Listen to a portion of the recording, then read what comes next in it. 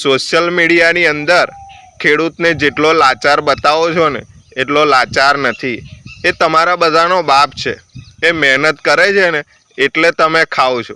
અમારી 6 પેઢીથી અમે ખેડૂત છીએ, જમીન ધારક છીએ. વર્ષોથી ખેતી કરતા આવ્યા છે અને કરીએ છીએ. ચરોતરની અંદર વર્ષે એક જ પાક સૌથી વધારે લેવાય છે અને તે છે તમાકુ.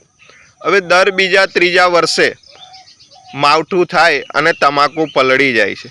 હવે તમાકુની અંદર ખર્ચ પણ ખૂબ છે અને ખેડૂત દર બીજા ત્રીજા વર્ષે નુકસાની ભોગવે છે.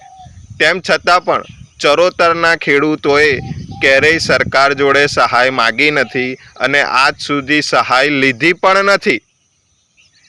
એટલે તમે જે પ્રમાણે સોશિયલ મીડિયાની અંદર ખેડૂતને જેટલો લાચાર બતાવો છો ને એટલો લાચાર નથી. એ તમારા બધાનો બાપ છે. એ મહેનત કરે છે ને એટલે તમે ખાઓ છો. એટલે ખેડૂતને સોશિયલ મીડિયા ઉપર લાચાર, ગરીબ, દયાળુ બતાવવાનું બંધ કરો. અમે તો વર્ષોથી ખેતી કરીએ છીએ. અમે જાતે મહેનત કરીએ છીએ. અમારી 5 પેઢીથી લોકો ખેતી કરતા આવ્યા છીએ.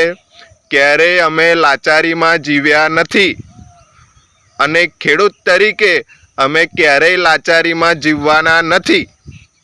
બરાબર છે?